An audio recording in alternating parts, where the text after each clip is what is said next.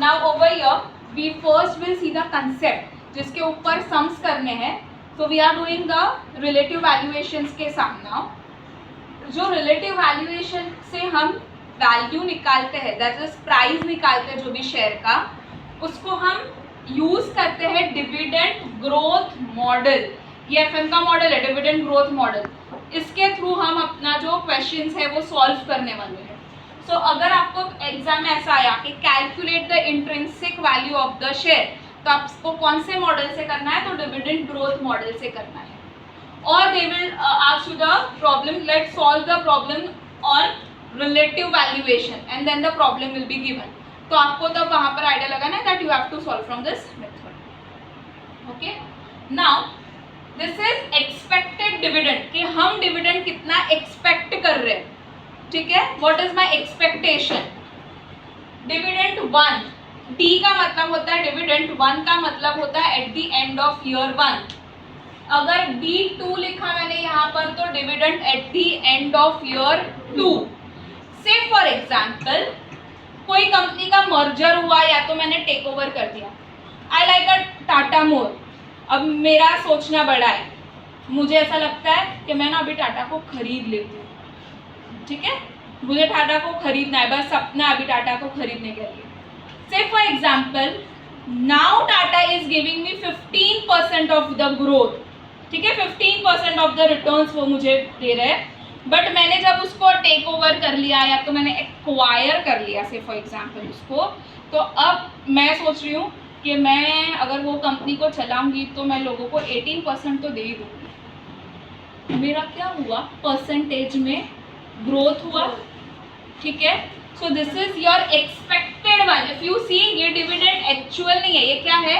Expected dividend है. कि when merger मेरा हो गया तो जो मेरा पहले था उसमें मुझे क्या मिल रहा है? ग्रोथ हो रहा है. Earlier the company was offering 15%, now when I am taking I am offering 18%, so there was a growth in it. Now यही फॉर्मूला आपको अगर से फॉर एग्जांपल बोला कि D2 के लिए कैलकुलेट करके दो, सेकेंड ईयर का कैलकुलेट करके दो, थर्ड ईयर का कैलकुलेट, तो this is how you can write it down. D2 is equal to D1 1 plus growth. अब ये कैसे आया वो भी बताते हैं. मुझे ये बताओ, ये साल का जो डिविडेंड होगा वो मुझे कब रिसीव होगा? अगर मैं शेयर होल्डर हूँ then at what time I will receive my dividend? Next year. तो जो 23-24 जो फाइनेंशियल ईयर था उसका डिविडेंड मुझे कब मिला होगा? करंट ईयर में, अभी जो फाइनेंशियल ईयर चल रहा है उसमें मिला. सेम वे जो मुझे डिविडेंड सेकेंड ईयर का मिल रहा है eight the end of the year में, वो मुझे रिसीव जो हुआ वो कौन से ईयर का हुआ? फर्स्ट ईयर का हुआ. और उसमें कुछ ना कुछ तो आप ग्रोथ एक्सपेक्ट कर ही रहोगे कि कुछ तो मुझे ग्रोथ मिलेगा. क्या सेम अमाउंट थोड़ी ना एवरी ईयर मिलने वाला है. We always expect certain growth in it.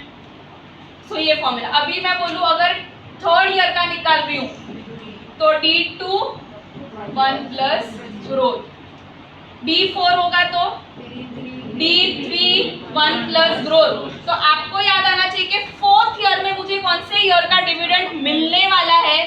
Third year का डिविडेंड. और ये ग्रोथ पता चला कि ऑब्वियसली जब भी कुछ होगा तो मैं ग्रो करूंगी. I want to grow it up. It is my expected one. Now secondly जैसे डिविडेंड कैलकुलेट कर लिया, अभी हम कैलकुलेट करेंगे प्राइस ऑफ द शेयर. कि what will be the price now? It is D1, that is dividend at the end of first year divide by KE minus G. K का मतलब होता है कॉस्ट.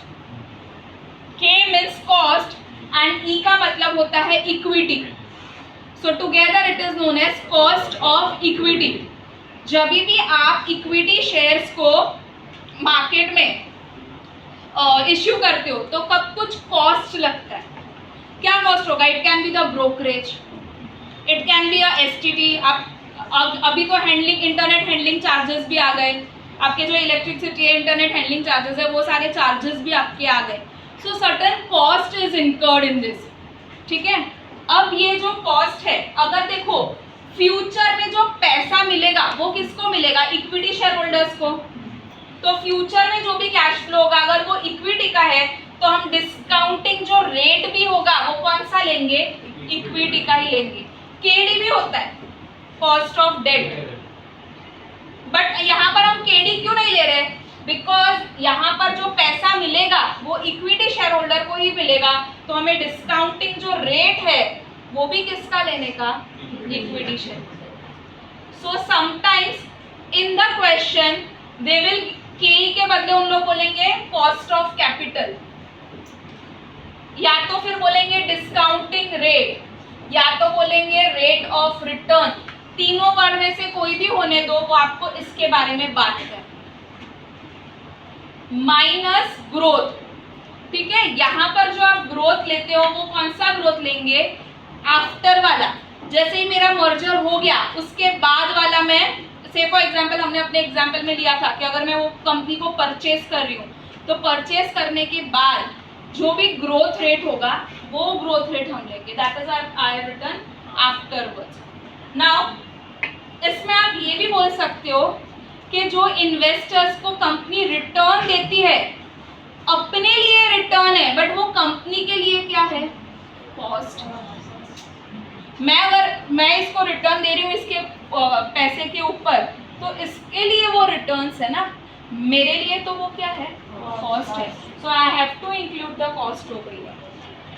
सो जो भी मुझे कॉस्ट था उसमें से जो भी मुझे ग्रोथ देनी पड़ रही है, जो भी ग्रोथ के वजह से मैं जो एक्स्ट्रा पैसा दूंगा, that will be I will subtract it off, ठीक है।